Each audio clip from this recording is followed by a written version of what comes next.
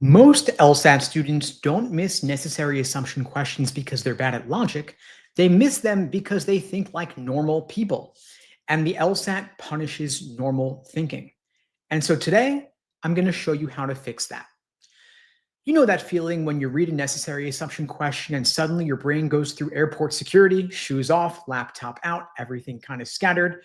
You thought you understood the argument, then the answer choices hit, and unfortunately, nothing makes sense.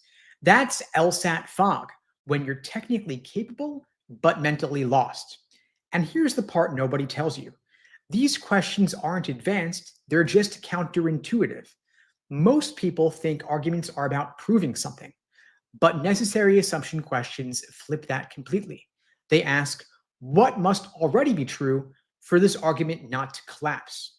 Think of an argument like a house. You don't ask, would this support beam make the house prettier? You ask, would the house even stand without it? Now, here's why that matters. If you walk into LSAT logical reasoning trying to strengthen every argument, you're solving the wrong problem. You're decorating a house that's missing a wall. And when we work with students in LSAT coaching, this is one of the first mental rewires we teach. Because once you start seeing arguments as structures instead of statements, your accuracy goes way up and your stress goes way down. Now, necessary assumption and sufficient assumption are two completely different question types. Let's not get them mixed up. A necessary assumption is asking for what must be true in order for the argument to work. A sufficient assumption is asking what would, if true, guarantee the conclusion. Totally different questions. Now, if you treat them like they're cousins or siblings, you're going to plateau in the 150s or 160s. But if you separate them with different goals, different tools, you unlock your speed and you get a whole lot more clarity. Now, necessary assumption is something the author did not say, but has to secretly believe, but without it, the argument falls apart. Picture a bridge. You have the premises on one side, the conclusion on the other, and hidden beams underneath. No support beams, no bridge.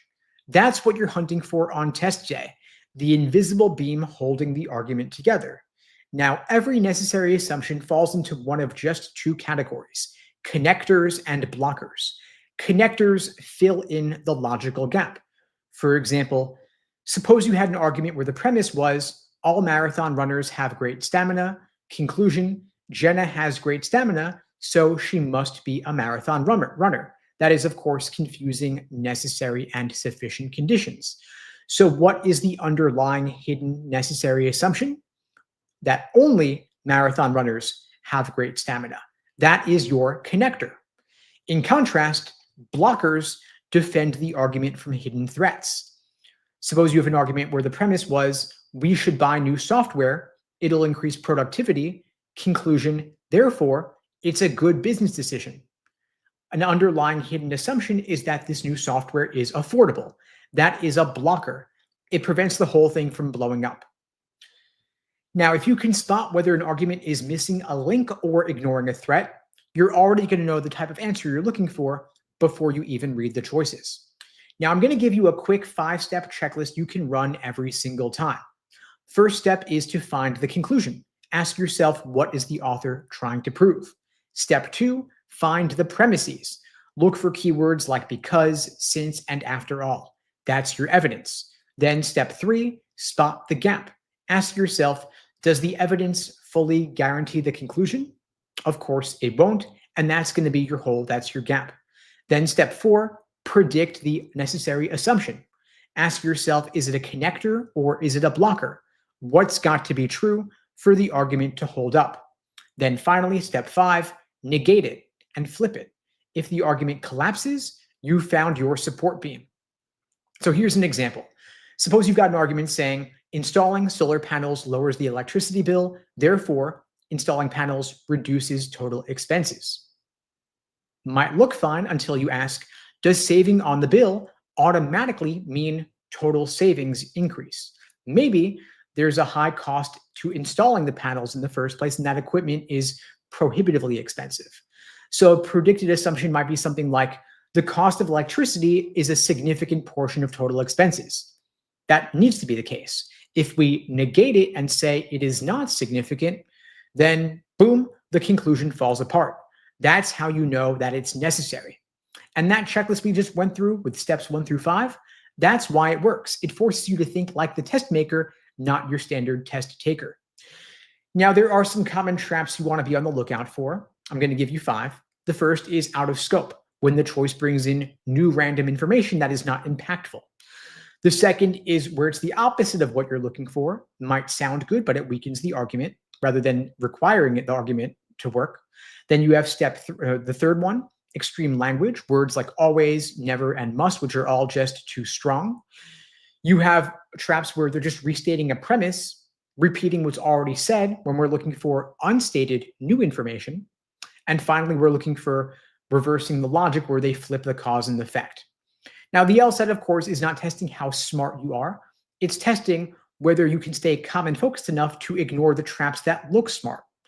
You don't need to debate every single choice. You've just got to filter. You've got to work by process of elimination and negate. And that is the difference between a 162 and a 172. Now, necessary assumption questions are not random logic puzzles. There is a structure, a flow, a pattern. And once you start seeing the hidden beams underneath every argument, you'll stop guessing, you'll stop feeling foggy, and you'll start thinking like the people who wrote the test. That's when the LSAT stops being scary and starts feeling predictable. And that is the real win. Not just a higher score, but total clarity. Because if you can spot a missing beam here in the LSAT context, you'll be able to spot it anywhere in debates, in news articles, and in law school itself. That's what thinking clearly really means. Now, as per habit, I've got several LSAT drills lined up for us to work through today, focused specifically on negation, because negation is the key tactic, the key strategy you want to apply for every single necessary assumption question. And so I'm going to pull up the first one here. We'll run through several of them today. When you have your answer, please drop it in the chat, A, B, C, or D. If you're not sure, just put a question mark, but I encourage you, commit to something. First one, let's go. Number 1, this is an easier one. That's why we have the green circle there. Number 1, all law students love coffee. Let's negate that statement. A, some law students do not love coffee. B, no law students love coffee. C, every law student hates coffee. Or D, some law students love coffee. When you have your answer, please drop it in the chat, A, B, C, or D. If you're not sure, just drop a question mark, but please do commit to something because you'll have to commit on test day as well. And note that when we are negating a statement, we are looking for the logical opposite, not the polar opposite. Big difference there. Polar opposites are the extreme reversal, whereas a logical opposite is a more moderate sort of reversal. And given that this is the LSAT, of course, we're looking for logical opposites, not polar opposites. That's what negation is. So I'll give you all a little hint here. I saw we had a flood of B's coming into the chat, so I'm going to give you all a fair warning in case you want to make an adjustment to what you picked. The opposite, the logical opposite of all is not all. The polar opposite of all is none. So, for example, the polar opposite of 100% is 0%. The logical opposite of 100% is anywhere from 0 to 99.999. So logical opposites, polar opposites, big difference there. In LSAT world, we are looking for logical opposites. That's a proper negation. So I saw that some folks initially chose B and are now reconsidering their answers. We've got a little bit of a rebellion going from B into, let's see, the real Natalie says D, Passion says A, Autumn says A. Passion says, I may be confused. That's okay. That's why we're here. Mariam says maybe A, LOL. Jamie says A. So the answer here is, in fact, I'll pause for a second, give folks a chance in case you want to reconsider. The answer is, in fact, A. Some law students do not love coffee. So if the original was everyone loves coffee or all law students love coffee, the negation is not everyone loves coffee, meaning some do not love coffee. That is how you invalidate the statement. Because if we can find even one exception to the idea that all law students love coffee, a single law student who does not, that disproves the original. Making sense? Clicking? That's what we're looking for here. How to negate, how to find the logical opposite, which would disprove the original. So if we learned as new information that the negation of A, the negation of the original, some law students that do not love coffee, that destroys the original statement. That's what we're looking for here. Mariam asks, so no will be for some, right? So yes, so the negation of none would be some. Valentina asks, can you repeat what the opposite of all is? The logical opposite of all is not all, meaning if we can find at least one exception, that disproves the original. So all becomes not all. And so a simpler way to put the negation of this original drill would be not all law students love coffee. Not all law students love coffee is the negation of the original. So if not all law students love coffee, that means some do not love coffee. Making sense? This is a little tricky, but I've got a ton of drills lined up here. It'll clear up over time as we do more of them. Let's go on to number 2. Some tutors are patient. Let's negate that statement. Some tutors are patient. So what is the negation of some? That's the first step you want to think about. Some means at least one. At least one, maybe all, but some means at least one. So the opposite, the logical opposite of some would be none or no, meaning 0.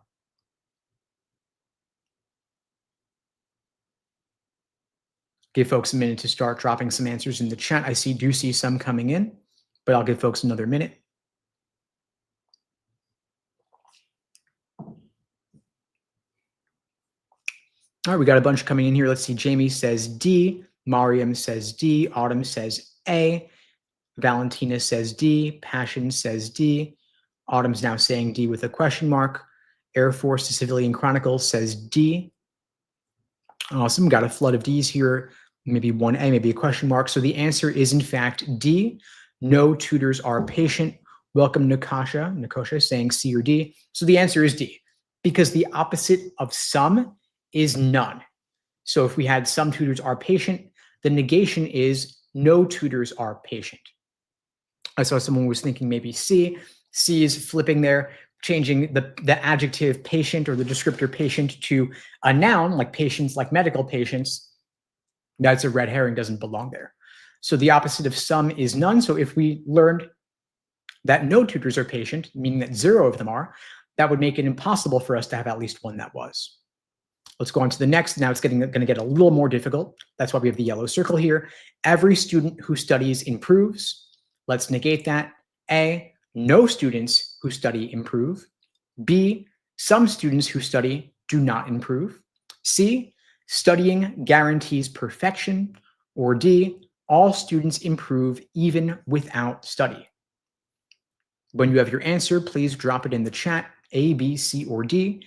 If you're not sure, just put a question mark, but please do commit to something and also track your results so that we'll be able to tally them together later.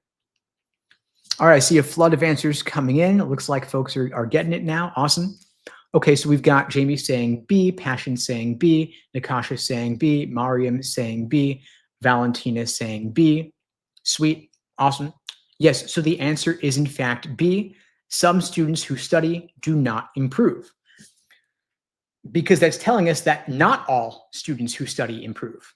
So if some do not, that means not all improve. And they were saying every student improves. If we can find even one exception, that would disprove the original. So that is our negation. I see Autumn also chose B as well. Fantastic. You nailed it. You're all starting to get it. Even as these are getting more difficult. That's great. Let's keep going. Next one, number 4. Some professors never give easy exams. Negate. A, no professors ever give easy exams. B, every professor gives easy exams. C, some professors do give easy exams. Or D, professors like easy exams.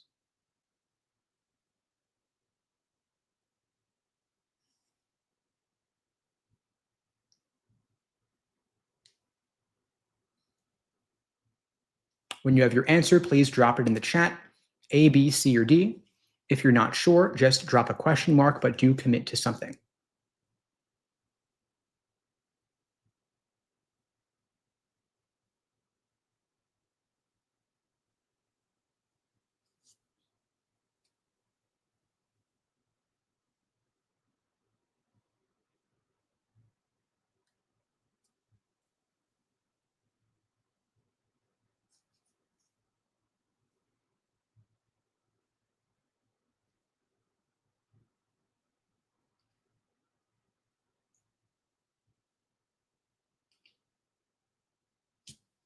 Give folks another minute to drop them in the chat.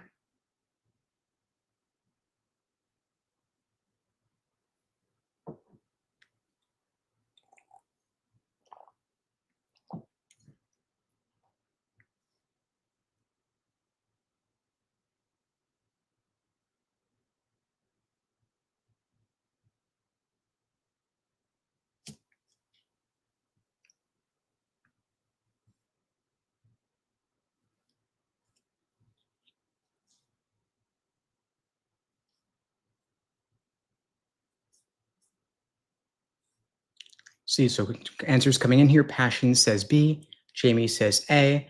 The real Natalie says A. Air Force the Civilian says C. Nakasha says C. Mariam says A. Autumn says C. Valentina says A. Valentina says A because of the word ever. Mariam says A is not reading right to me, but I stick with it. Moses says C.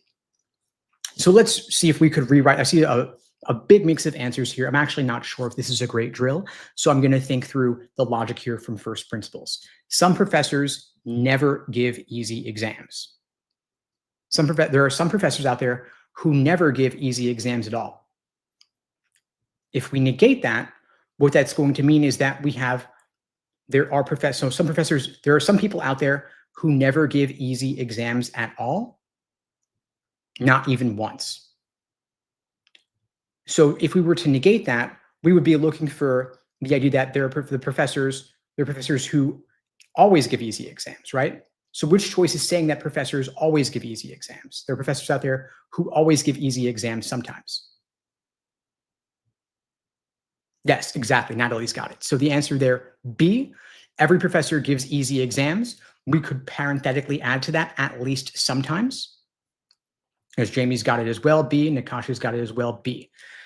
Very tricky one. If I were to make this a little bit more clear, I would probably add that parenthetical statement to choice B, saying every professor gives easy exams at least sometimes, but that is still contained within that statement. They're not saying that they only give easy exams, but that there are professors who every professor gives easy exams at least some of the time. Very tricky one. Yeah, I was even doubtful about that one for a minute. Jamie asks, is the negation of some not no? Can you rephrase your question? I want to make sure I answer it accurately. So the negation of some is none. Or is it tricky because of the never? So if you're asking some professors never, some professors never. So in the original, that means there's at least one professor who does not. And if we negate there's at least one professor who does not, that means that there is someone who always does. Autumn asks, why not C? Some professors do give easy exams. Well, they're saying some, the original is saying that some never, and then C is saying that some do. But some is vague, right? So some is saying at least one, but includes up to the possibility of all. But it's possible for the original statement and C to coexist at the same time, right? Maybe half of them never give easy exams and half of them do. That would be fine. So those are both possible simultaneously. Passion says, sheesh, my head almost exploded on this question. Yeah, it was a tricky one. So we go back to the original, right? So some professors never give easy exams. There are some people out there who never do it. If we negate that, that means that every single professor does it at least sometimes. And B lines up with that. Every professor gives easy exams. Then parenthetically, we can say Implicit in that is the possibility that they do at least sometimes. But A, so to your point, Valentina, I see A is still negated. Well, A and the original could coexist, right? Because the word some includes the possibility of all. So some could include that none of them ever do. Some professors never means allows for the possibility that none of them ever do. Let's move on to the next and hope that that continues to clear it up as we get on, but this one will be harder. We're introducing conditionals now. Number 5, if a student attends review sessions, they will score higher. Negate. A, every attendee scores higher. B, only attendees score higher. C, some students attend and do not score higher. And D, attending guarantees improvement. When you have your answer, please drop it in the chat, A, B, C, or D. And if you're not sure, just drop a question mark, but do commit to something.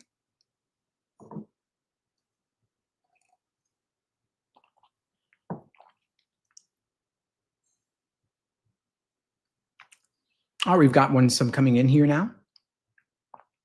Mariam says C with a question mark. Passion says C.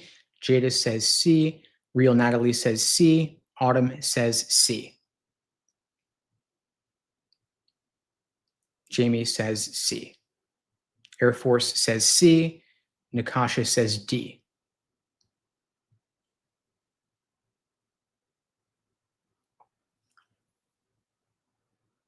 All right, so when we want to negate a conditional statement, we are negating the relationship between the sufficient condition and the necessary condition. So attending, if you attend, you will score higher, meaning attending guarantees improvement, which is exactly what D says. So D is not a negation of the statement. It's actually a rewording of the statement that is roughly logically equivalent, just a bit summarized.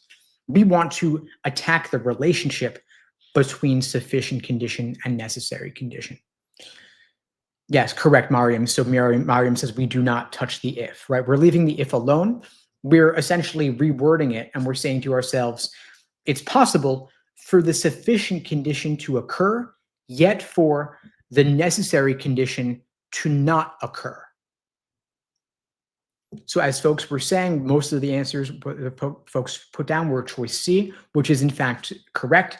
Some students attend and do not score higher, meaning they attended, they met the sufficient condition, yet the necessary condition did not logically follow. It did not happen anyway. So that's how you negate a conditional. You attack the relationship and you say the sufficient happened, but not the necessary. So yes, C is the answer. Well done. Most folks got that one right, although it was the hardest number. It was a red one. So we're 5 in so far. I know it's rough going. Hopefully it'll get easier as we go on. Out of these first 5, how many did you get right? Were you 5 for 5? Were you 3 for 5? Were you 0 for 5? If you came late, only evaluate yourself on the ones that you actually had a shot at attempting. But put down in the chat how you did out of these first 5, what you got, so I can get a gauge of where folks are at. So Mariam says 4 out of 5. Awesome. Jamie says 4 out of 5. Natalie says that was easier than the last one. Maybe. I mean, conditionals are supposed to be harder, but you all did great on that, which is awesome. Passion says 4 out of 5, 4.5 out of 5. Is that possible? Not really, but we'll take it. Valentina says 2 out of 4. Natalie says 2 out of 6. We only did 5 so far, so not as bad as you may have thought necessarily, but we'll keep at it. We'll keep working. Yeah, negation is key. The reason that we're doing negation here is because it's the core skill or the core strategy that you're going to apply for necessary assumption questions. Air Force got 2 out of 3 correct so far. Awesome. Mariam says, I still don't agree with the last one. Well, if you don't agree, totally hear you on that. What you could do is you could book a free LSAT tutoring lesson with me at unpluggedprep.com/start. Link below the video on YouTube, pinned in the chat, in my bio on Instagram. We could talk through it together. If you want to discuss it more, happy to do it. That's an open invitation to everybody, by the way. If you want some guidance, some support on your LSAT study program, you want me to give you some personalized recommendations, happy to talk it with you on a private Zoom call together. Happy to do it. Let's move on. Number 6, no law schools are free. Negate. Some law schools charge tuition. That's A. B, every law school is expensive. C, some law schools are free. D, all law schools are free. When you have your answer, please drop it in the chat, A, B, C, or D. If you're not sure, just put down a question mark, but please do commit to something.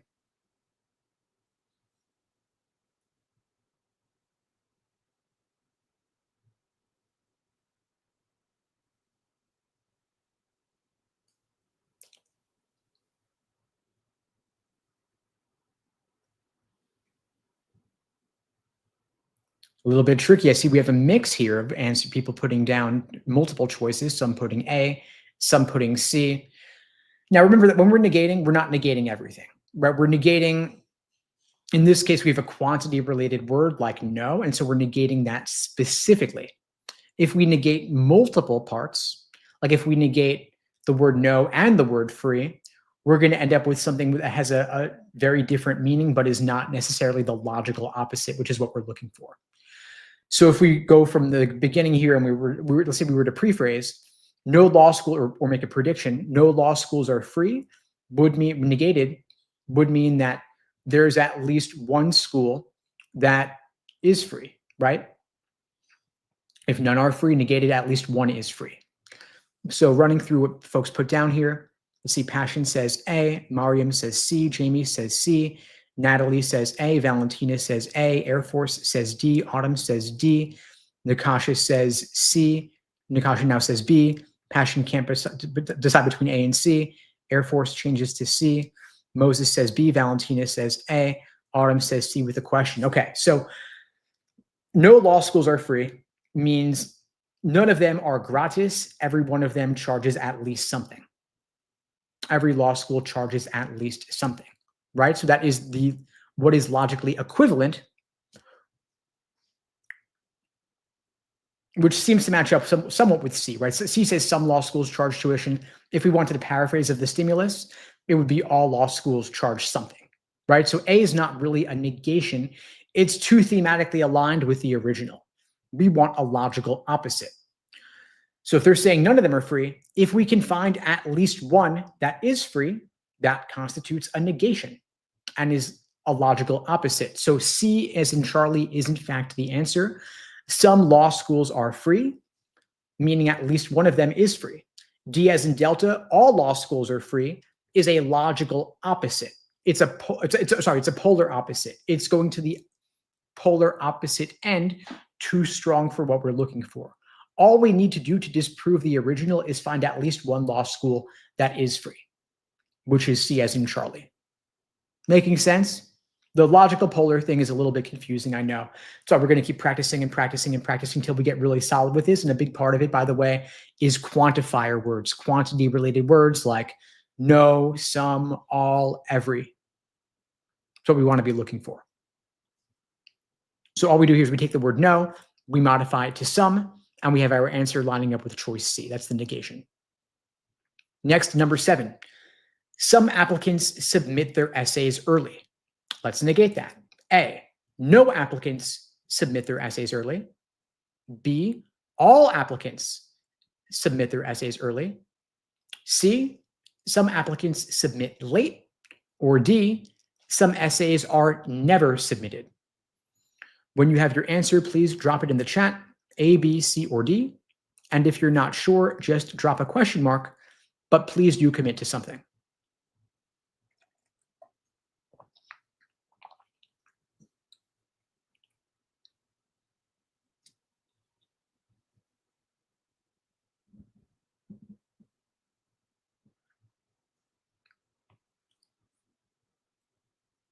I'll give folks another minute. I do see some answers starting to pop in, but keep it going.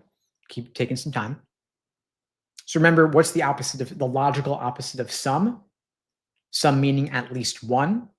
The negation of some is none, right? So if the original was saying some applicants submit their essays early, a prephrase or prediction would be that none of them submit their essays early, which is, of course, choice A. Mariam said A, Passion said A, Jamie said A, Autumn said A, Air Force said A, Natalie said A or B, Mariam just says no, she's just done, or she's choosing A, and Valentina is saying A. Natalie's saying A. Awesome. Sweet, folks. Yes. So the answer is, in fact, A, just because some negated becomes none or no. Because if we learned that nobody submitted essays early, that would make it impossible for some to have submitted early. Jada says A as well. Sweet. All right, let's go on to number 8. All questions on the LSAT are fair. All questions on the LSAT are fair. I know, I'm just joking. Okay, so all questions on the LSAT are fair. Negated. A, no LSAT questions are fair. B, some LSAT questions are unfair. C, every LSAT question is unfair. Or D, some test takers find questions hard. I feel like folks are going to agree with all of those, right? So let's run through them. What's the opposite of all? So if all of them are fair, we say not all of them are fair, right? So if we were to say we could look for a choice that says not all questions on the LSAT are fair. Of course, that's not one of the choices. So we need to look for a paraphrase or a rewording of our prediction.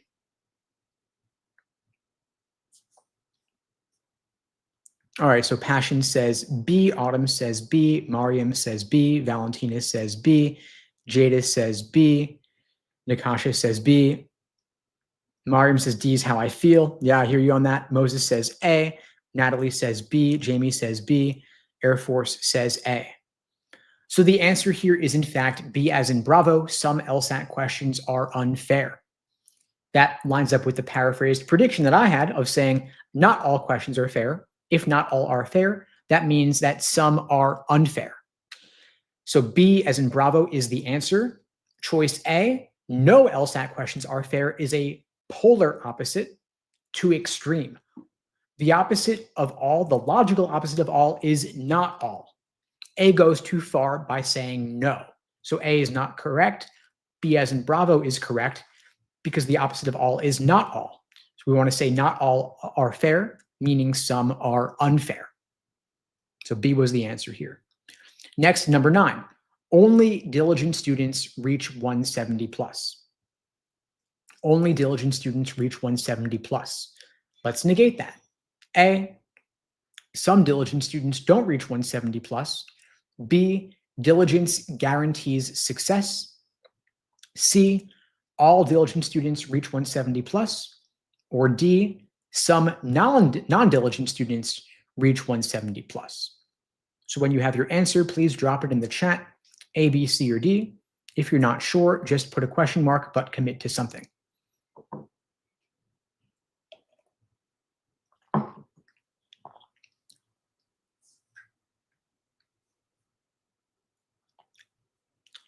Let's see. So we got a mix of answers coming in here. Natalie says A. Moses says D. Passion says D. Jada says D. Autumn says D. Jamie says D. Mariam says D, but I'm between A and D. Jenny says D. Welcome, Jenny. Natalie says D. Edward says D. Welcome, Edward. Valentina says D. So most folks choosing D. A little bit of doubt there. Some folks thinking maybe A. So only diligent students reach 170 plus means that if you reach 170 plus, then you must have been diligent. Being diligent is necessary to reach 170 plus. Being diligent is necessary. That's what they're claiming. So we want to say being diligent is not necessary, meaning it is possible to reach 170 plus even if you are not diligent, which lines up with D as in Delta. That is the negation. So again, we're paraphrasing, we're rewording, we're processing. We're taking what they gave us and we're boiling it down to be a bit simpler. So again, reaching 170 plus requires being diligent. We're negating that and saying reaching 170 plus does not require being diligent, meaning you could be non-diligent and still reach 170 plus, which is D as in Delta. That's our answer. Now, why is it not A? I know some folks were looking at A. A says some diligent students don't reach 170 plus, but they were saying being diligent is necessary. So learning that being diligent is not sufficient doesn't really have an impact.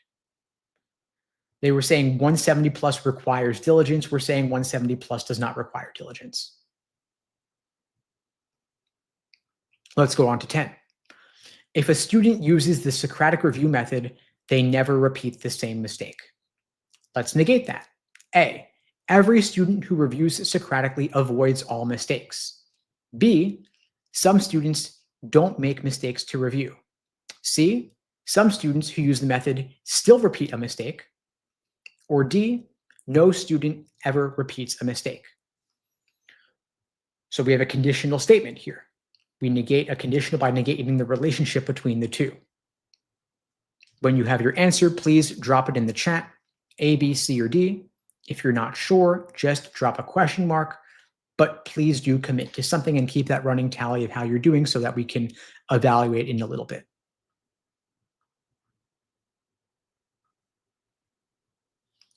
Let's see. So we have a flood of answers coming in. Most folks seem pretty aligned. Jamie says C. Mariam says C. Passion says C. Autumn says C. Valentina says C. Jada says C. Edward says B. Moses says C. Jenny says C. Mariam says you said not to touch the if. That's exactly right. So we're looking at the relationship, the sufficient necessary relationship. Use the method. If you use the method, you don't repeat the mistake. Using the method guarantees that you don't repeat the same mistake. So we're negating the guarantee. We're saying that even if you use it, you might still repeat the same mistake. And that is exactly what choice C, as in Charlie, says. You could use the method, yet still repeat the mistake. The original guaranteed using the method means you won't repeat the mistake. We're saying by negating, actually, it is possible. B as in Bravo, some students don't make mistakes. They're not really touching on that. They're saying that using the method leads to a particular result, not repeating mistakes, not repeating in particular. So again, we're negating the relationship between the parts. So we're 10 drills in so far. Take a look at your tally. How are you doing? How many out of these first 10 did you get right? Did you get 5 out of 10, 10 out of 10, 7 out of 10, 3 out of 10? If you came late, just evaluate yourself on what you got to attempt. So if you came in and only did 8 of them, what's your accuracy out of the 8 that you did?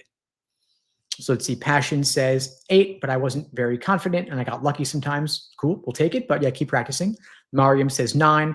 Jamie says 9 out of 10. Valentina says 7 out of 9, pretty solid. Cool, so I mean, you're on the right track here. How are you folks liking these drills, by the way? Is the negation helpful? Do you see how this connects to necessary assumption? Do you feel like it's still valuable to keep working on these? As I'm thinking of kind of standardizing what we cover so that you have a bit more predictability in what we're going to be covering every single week. I'm thinking of like maybe every Thursday we'll do we'll do necessary assumptions, for example. We'll do negation. Maybe every Friday we'll do reading comp, for example, and have a regular, recurring, consistent rotation. So I'm getting some yeses here. Awesome. So Jamie says yes. Mariam says I like it. Valentina says yes. Autumn says yes. Edward says I need this daily. Awesome. Well, we're doing these every single day. Natalie says yes. Moses says, getting the hang of it, just confused with how it connects. Okay, so if you're confused with how this connects, my recommendation is that you attempt some actual necessary assumption questions from the official LSAT practice test and then ask yourself, okay, well, I've got to work on negation, right? So I've got to work on negation as the tactic, as the strategy to knock out these questions and determine the correct answer. So you've got to be able to drill these in isolation to be able to apply it to all 5 choices. Because right now, we're just negating one statement, right? On LSAT test day, we've got to negate all 5 choices potentially. Hopefully, you're not going to need to negate all 5, but you want to be able to if you needed to. And so here we're doing the building blocks in isolation so that you can pull it all together in the context of a full LSAT question, a full LSAT section, a full LSAT exam. And so, yeah, we're going to keep doing these classes every single weekday, but we're going to start standardizing the schedule where on a given day of the week, like Thursdays, we'll just do negation. On Fridays, we'll do reading comp, and we'll make it consistent. You'll be able to see on the live tab of the YouTube channel, you'll see the upcoming schedule for the week. Right now, you can already see tomorrow, we're going to be covering reading comp at 2 p.m. Eastern time, 11 a.m. Pacific. So make sure you're coming back for that. And then we'll do negation again next Thursday. But we're not done yet, folks. We're still going strong. Let's go to number 11. Some LSAT takers study every day. Let's negate. A, all LSAT takers study every day. B, no LSAT takers study every day. C, some LSAT takers never study. Or D, every LSAT taker studies once a week. So our job is to negate. When you have your answer, please drop it in the chat, A, B, C, or D. If you're not sure, just drop a question mark, but please do commit to something. I see a flood of answers coming in. I see folks are getting this. That's awesome.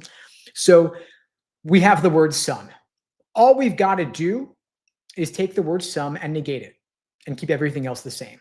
So some means at least one. Negated, that means none. So no LSAT takers study every day would be the prediction.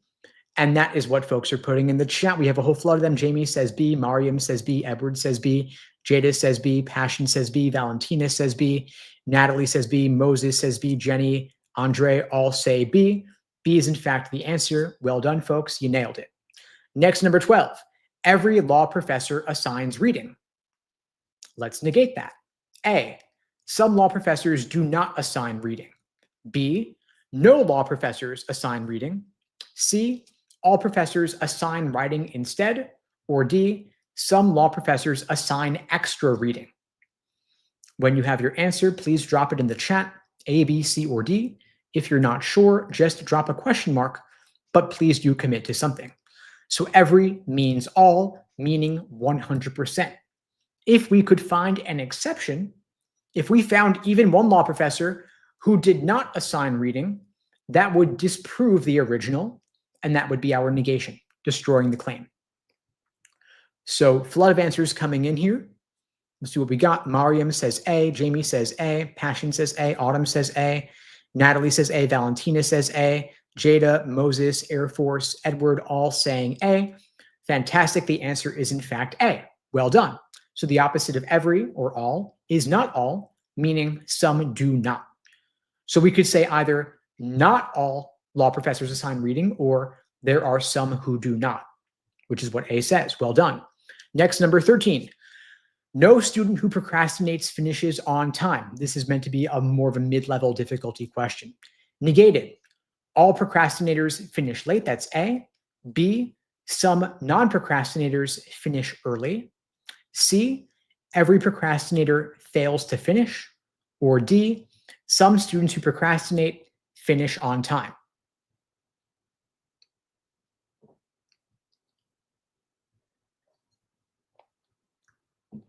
When you have your answer, please drop it in the chat, A, B, C, or D. If you're not sure, just drop a question mark, but please do commit to something now since you will have to commit on test today as well. So if they said no student who procrastinates finish on time, to negate that, the opposite of none is some, meaning there is at least one student who procrastinates but still finishes on time. Wouldn't that be nice? Edward says, this question's about me, LOL. Awesome. How great would it be if you could procrastinate and still finish on time anyway? Pretty cool, right? Maybe once in a blue moon that happens. All right, so the opposite of none is some, at least one. We want at least one who procrastinates to still finish on time. At least one meaning some, which is choice D, and a ton of you got it. Awesome. Edward says D. Well done, Edward. Jamie says D. Passion says D. Natalie says D. Jada says D. Mariam says D. Valentina, Autumn, Air Force, Jenny all say D. Damone says question mark. Well, the answer was in fact D, right? Because again, the opposite of none is some. And so at least one student who procrastinates still finishes on time. That's what D as in Delta is saying. So yeah, well done. Passion says, I feel this group should tag team on the LSAT. We can ace this together. Wishful thinking, right? So imagine if we could just all take it together here and just crowdsource it, right? We just divide up the 100 questions. Everybody each takes 10 and we ask the audience for all of them, but we could all get perfect 180s, right? How cool would that be? And we can't do that, of course, but I guess these classes are the next best thing, right? We could all work together on these crowdsourcing these drills at least to help build up those LSAT muscles. Next, number 14. All students who join the bootcamp improve their scores. Negate, choice A. Some students who join the bootcamp don't improve. B, every student who joins the bootcamp improves a lot. C, no bootcamp students improve. Or D, some students who don't join improve anyway. When you have your answer, A, B, C, or D, please drop it in the chat. If you're not sure, just put a question mark, but do commit to something. So again, we're negating the quantity word, right? So the word all. All means 100%. We negate all, meaning not all, meaning some do not. So we could either say, not all students who join improve their scores, or we could say, some who join do not improve their scores.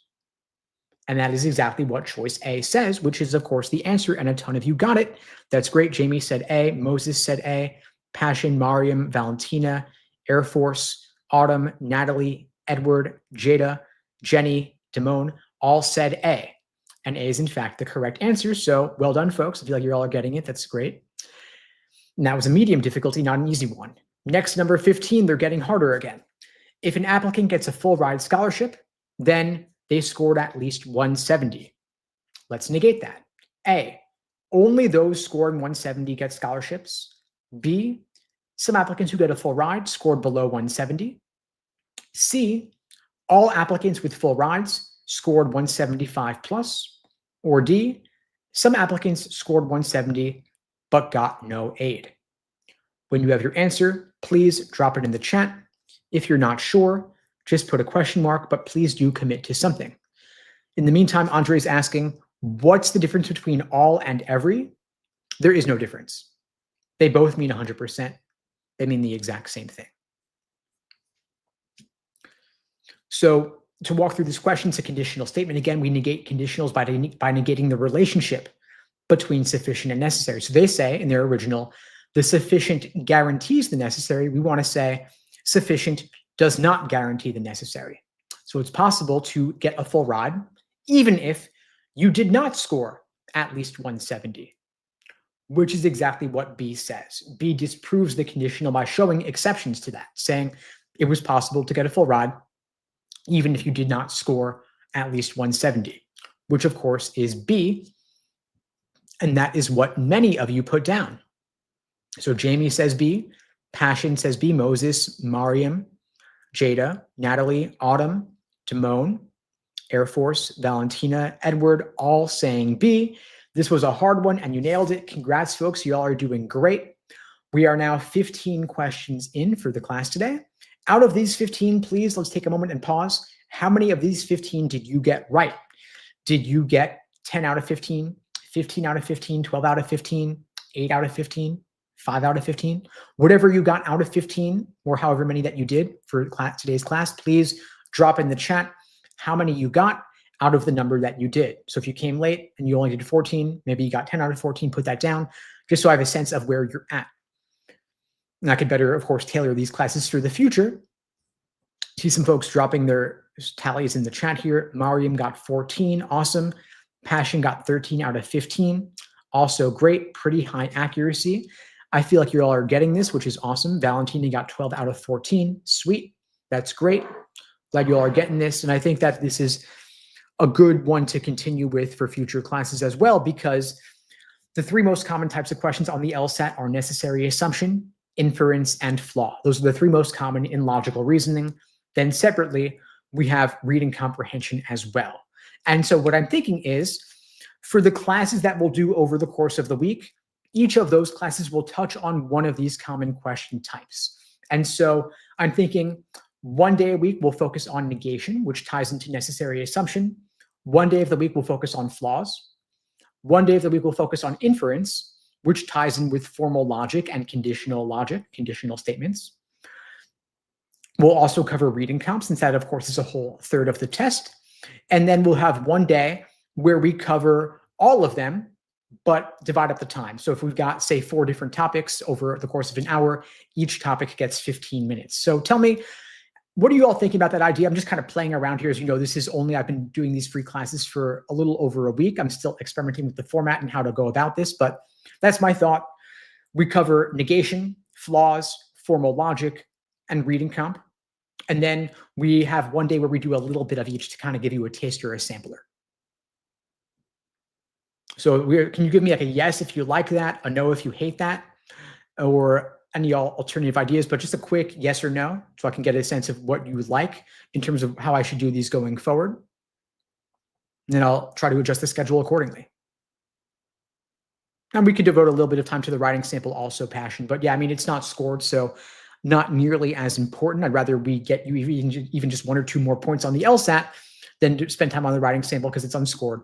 But yeah, we could touch on it at some point. But I'm getting a lot of yeses. Passion, Valentina, Damone, Natalie, Moses, all saying yes. Cool. All right. So we will do that going forward. Air Force says yes also. Moses says yes. Sweet. All right, cool. So I'm glad we're on the same page about that. You can already click notify me for tomorrow's class at 2 p.m. Eastern on the live tab of the channel where we have reading comp lined up to cover. Then we'll start the new rotation next week for the regular schedule of classes. And yes, we'll go from easy to more difficult within each class. And so just like what we're covering here, if you just saw going back to number 11, like 11 was a green question, 12 was green. Those are both easy. 13 yellow, mid-level difficulty. 14 yellow, mid-level difficulty. 15 red, meaning harder. That's the idea. So we're going from easy to hard in cycles of 5 just to mix it up and give you a progression, but also making it welcoming for new folks jumping in. As for tips on test day tomorrow, we've got Damone taking it tomorrow. Good luck, Damone. I hope you rock it. I have a video specifically on last minute test day prep, what to be doing the final week, the final day. I'll drop that in the chat. It's always a good idea to brush up on that if you're taking the LSAT for this week, for example, but also to get a heads up for what you might be encountering if you're taking it in January, February, or any point going forward. So click that link in the chat where I put a link to that video where I cover last minute test day tips. Good luck. Hope you rock it. Come back and let us know how it went. Let's keep going, folks. We still have time to cover some more questions. Let's go to number 16. Number 16, all logic games are fun. Negate. A, no logic games are fun. B, some logic games are confusing. C, every logic game is boring. Or D, some logic games are not fun. So when you have your answer, please drop it in the chat, A, B, C, or D. If you're not sure, just put a question mark. I'm sad logic games are off the test because they were really fun. Actually, I do think they were all fun, but now we can only do them for fun because they're not scored anymore. So again, the opposite of all is not all, meaning some are not. So we say not all logic games are fun, meaning some logic games are not fun, which is exactly what choice D says. So Valentina says D, Passion says D, Mariam says D, Moses says D, Autumn says D, Damone says D, Air Force, Edward, Andre, all say D. Awesome. In fact, awesome, folks. You rocked it. D is in fact correct.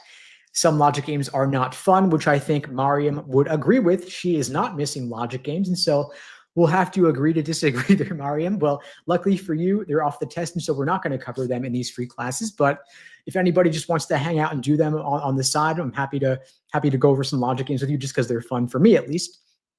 But we've got plenty of other things to cover in the meantime. Next, number 17. Some test takers guess on reading comp. Let's negate that. A, every test taker guesses on reading comp. B, some test takers guess on logic games. C, no test takers guess on reading comp.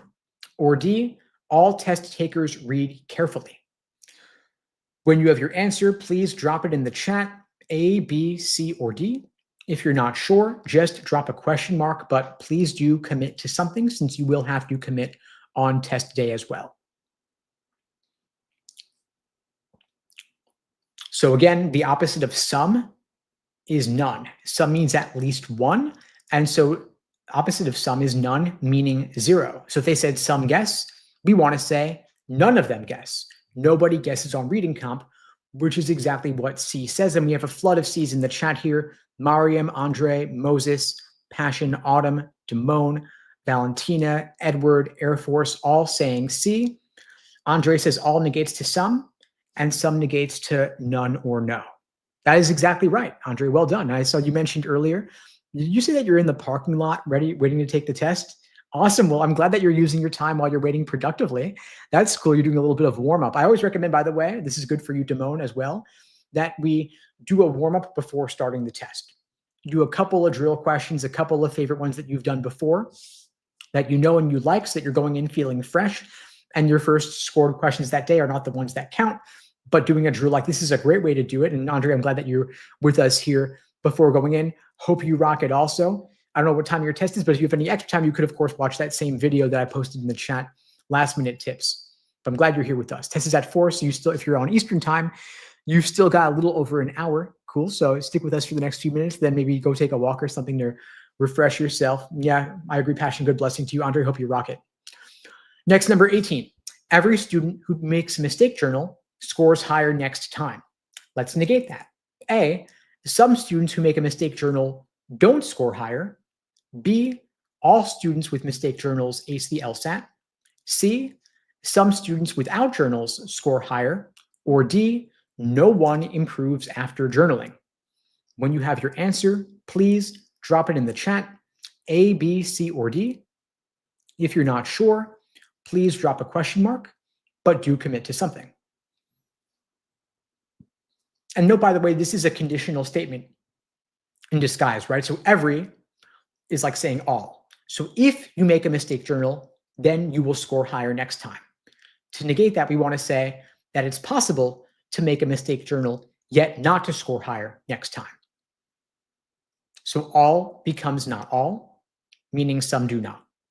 So A says some don't, some do not, like saying not all do. So some do not. A is in fact the answer. You all rocked it. So Passion says A, Andre says A, Mariam, Damone, Valentina, Autumn, Air Force, Edward, Moses.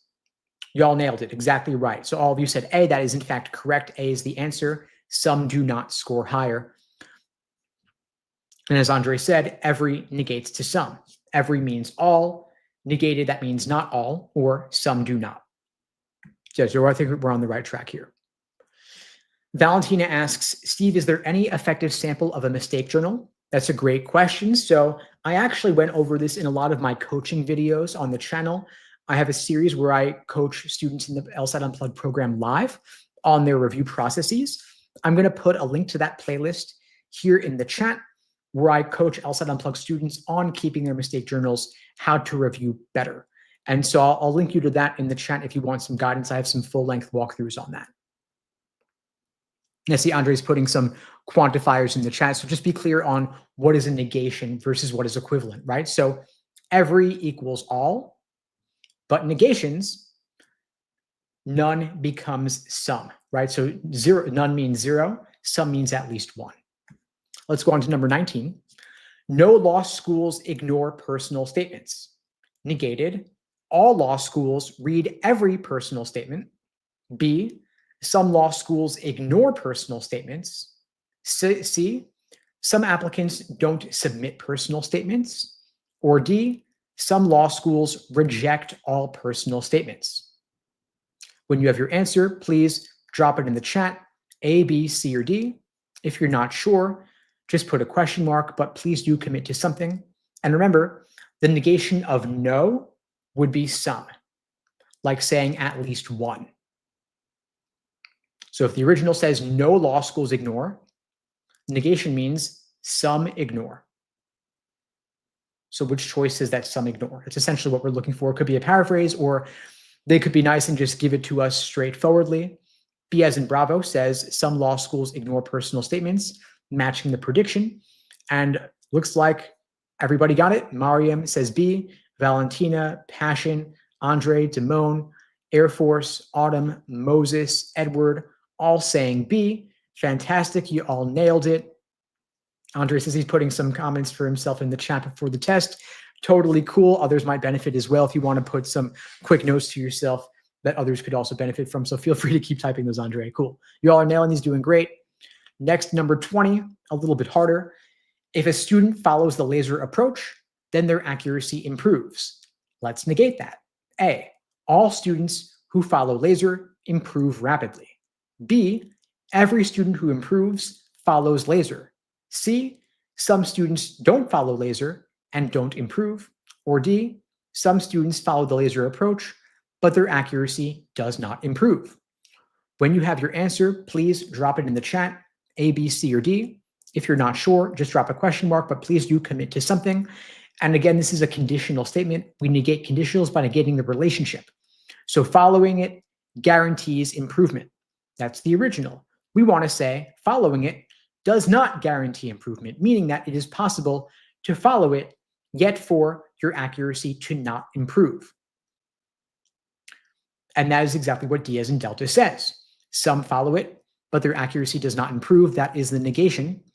And I see that a ton of you got it. Let's see here. So Mariam says D, Moses says D, Air Force says D, Autumn, Valentina, and Passion all saying D. Fantastic. Y'all nailed it. Did great. Exactly right. So D says some follow it, but their accuracy did not improve. That is serving as the exception to the rule, negating the conditional, which destroys its validity. So we've now done 20 drills, folks. Out of these 20, please drop in the chat how many did you get right out of the 20? Or if you joined late, how many did you get right out of the ones that you did? Did you get 15 out of 20, 14 out of 19, 20 out of 20, perfection, whatever you got, please drop it in the chat. Give us a sense of where we are at. So C says, some don't follow laser and don't improve. That is not a proper negation. As Andre is asking, can I explain why C is wrong? Because the original had the sufficient condition of those who do follow the laser approach, and C is talking about a different group, those who do not follow it, and that is not the group that we're concerned with. Hope that clears it up. See, out of the 20, so I was asking folks their accuracy out of 20. Mariam said 19 out of 20. Awesome. Passion says 18 out of 20, and thank you for doing this. Awesome. Glad it's been helping, Passion. Valentina got 17 out of 19. Also super high accuracy, only 2 wrong out of the ones that we did. That's fantastic. You all are doing great. I also feel like negation was a good exercise, a good drill. And so I'm going to add this as part of the regular rotation going forward every week. Edward says 13 out of 20. Thanks for sharing that, Edward. It's okay. It's your first time here. Keep coming back. We'll keep doing these every week and you'll keep improving along the way. So that's it for now, folks. Thanks for joining. If you found this helpful, please spread the word. The only way these free classes grow is through word of mouth. I don't do any advertising for these, and the algorithm doesn't really boost live streams because they can't run ads during this. And so please spread the word in your group chats and your Slacks and your Discords, wherever you know others studying for the LSAT. Please tell them about this. The more this grows, the more I will expand these free classes. For now, though, we're doing them every single weekday at 2 p.m. Eastern, 1 Central, 11 Pacific. Tomorrow is 2 p.m. Eastern time. We're covering reading comprehension. So please tune in for that. I'll see you all tomorrow, same time. In the meantime, folks, I wish you all the best. Those of you taking it tomorrow or today, I hope that you rock it. Please come back and report on how it went. Mariam says, I already started sharing the class, so it can continue for free. LOL. Awesome, Mariam. Really appreciate your support. Really appreciate your spreading the word. Thanks to everyone else spreading the word as well. I'll see you all tomorrow, same time. In the meantime, I wish you all the best, folks. Take care.